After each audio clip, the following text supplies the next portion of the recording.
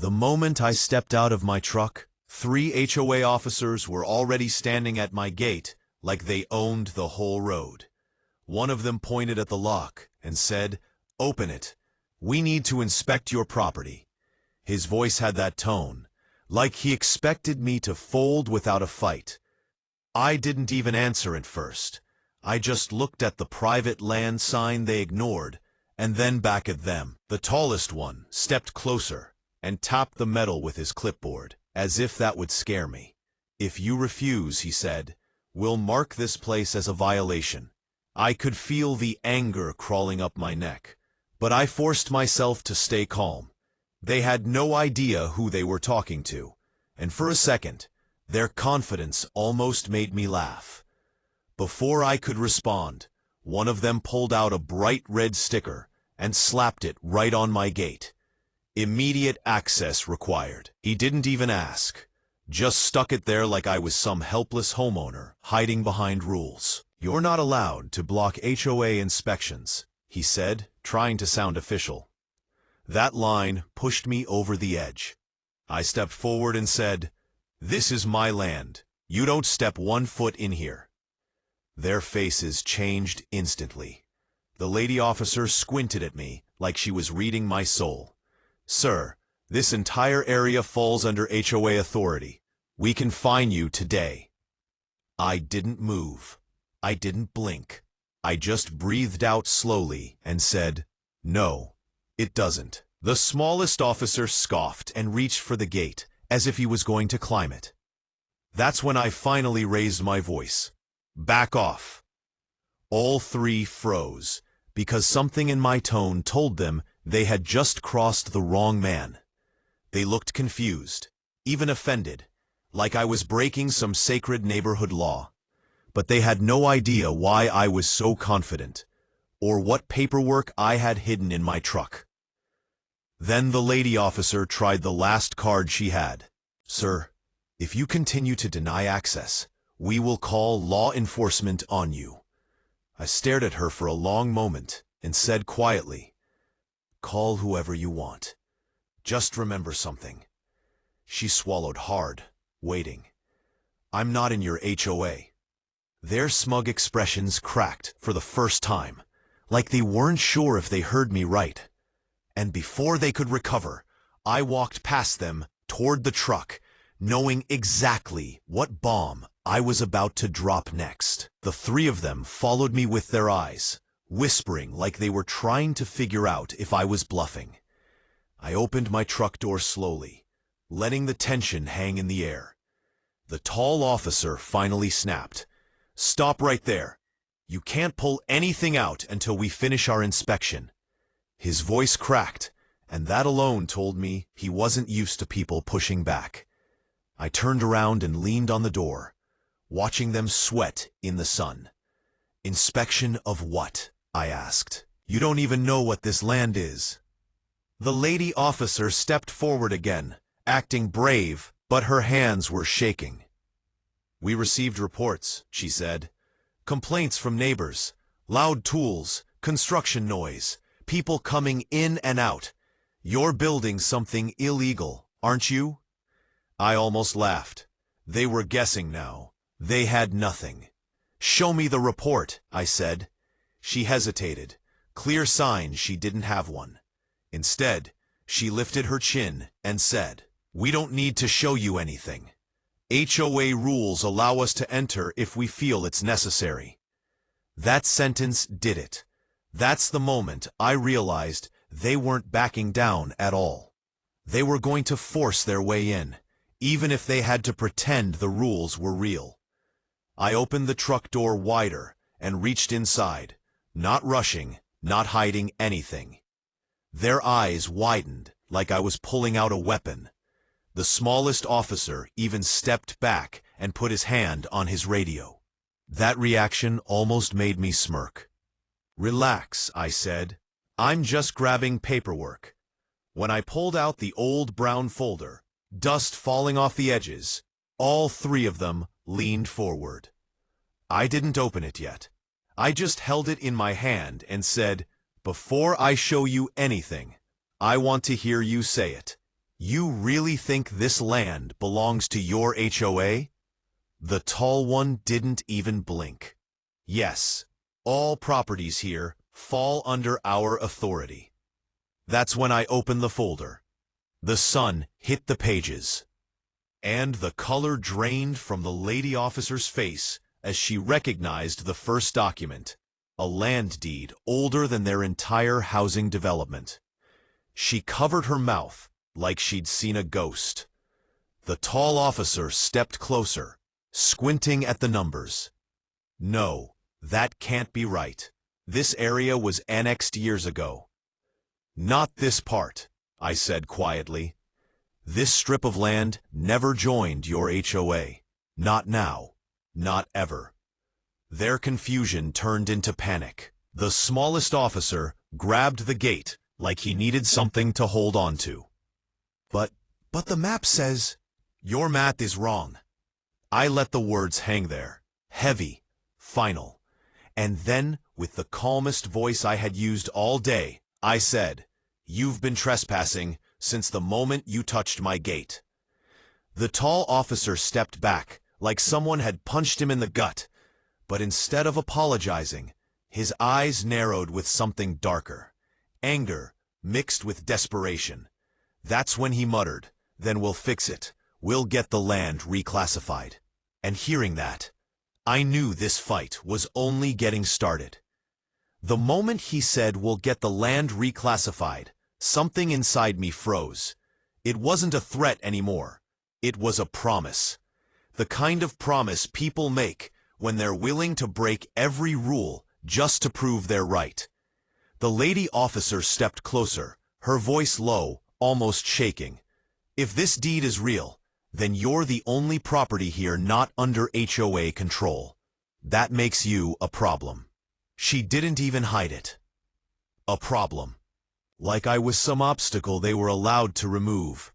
I closed the folder slowly and placed it on the truck seat. A problem? I said. For who?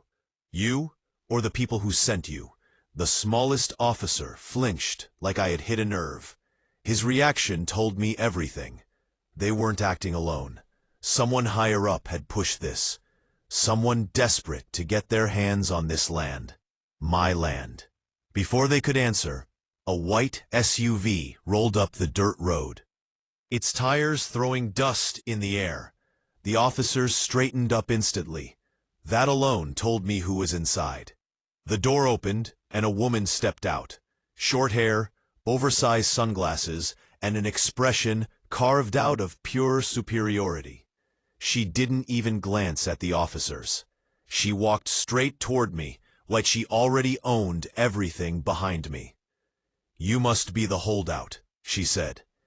Her voice was cold, polished, rehearsed. The kind of voice that wins fake meetings and loses real fights. I'm the HOA president. I believe you're confused about your place here. I stared at her for a second, trying to understand the level of confidence she walked in with. You're the one who sent them, I said. She shrugged. Of course, they work for me. The tall officer actually lowered his eyes, like he wasn't proud of it anymore. She walked right up to the gate, placed her hand on it, and said, "You're blocking access to community land. Open it." "No," I said. Simple, calm, final. She took off her sunglasses and leaned in like she wanted to intimidate me. Listen carefully. This entire area is being updated into an expanded HOA zone. New maps, new borders. Your old papers won't help you when the county approves the change. That sentence hit harder than anything the officers had said. They weren't trying to enforce rules. They were trying to steal the land legally. So that's the plan, I said quietly. You want the land first. Then you change the rules later. She smiled like I was a child who finally understood basic math. Exactly. but her smile disappeared the second she heard the sound behind me. The low rumble of engines. Multiple engines, coming from the woods at the back of my property. All 4 HOA officers turned their heads sharply. The president stiffened. She whispered, "Who's that?" I didn't turn around. I just let the rumble grow louder. "My backup," I said. And for the first time since they arrived, every one of them looked scared. The engines grew louder until the sound filled the whole valley. The HOA president stepped back from the gate, trying to see through the trees, but the sun kept hitting her eyes. The tall officer reached for his radio, but his hand was shaking too much to hold it steady. When the first ATV rolled out of the woods, their fear finally showed. Then another came out, and another, and then a truck. All of them stopped behind me in a straight line, dust rising around the tires like smoke. The president's voice cracked. Who are they?" I finally turned around and waved them forward. My brother jumped out of the lead ATV, followed by 2 men in uniform shirts with county logos. Real officers, not HOA wannabes, not volunteers pretending to be authority. Real law enforcement, men who actually worked the land, not controlled it. My brother walked up beside me and crossed his arms. "You got trouble again?" he asked. The HOA officers froze. The president's eyes widened as she spotted the badges on the officers behind him. We didn't call county law enforcement," she stuttered. I shrugged. "Good thing I did." One of the county officers stepped forward. "We got your message," he said. "You reported trespassing, harassment, and attempted forced entry." He looked straight at the HOA president. "These the people?" Her voice turned thin. "This is a misunderstanding. This land is under HOA jur." The officer cut her off with one sentence that made her entire face collapse. "This land is not under any HOA. We confirmed it with county records before coming." The smallest HOA officer whispered, "No, no, no, no," like he was watching his career slip through his fingers. My brother tilted his head. "They really tried this again? Even after you warned them?" "Again," the president repeated, horrified. She had no idea this wasn't my first HOA battle. She had no idea what kind of family she was messing with. The county officer pointed to the red sticker on my gate. "Remove that, now. Every mark you made here counts as vandalism." The tall officer shook his head. "Ma'am, we can't get arrested. Please." But the president didn't move. She was frozen, her brain racing for a way out. I stepped forward, leaned slightly toward her, and said in a low voice, "I told you from the start, not an HOA." That line hit her harder than the deed did. The county officers walked past me and began taking statements, photos, everything they needed to shut this whole thing down. The HOA officers were separated, questioned, and warned about charges. The president tried to apologize, tried to soften her voice, but it was too late. As the county truck pulled out, the officer looked back and said, "You did the right thing calling us. People like them push until someone pushes back." My brother tapped the gate. "You want this fixed up?" "Yeah," I said. This time, we put up a stronger lock.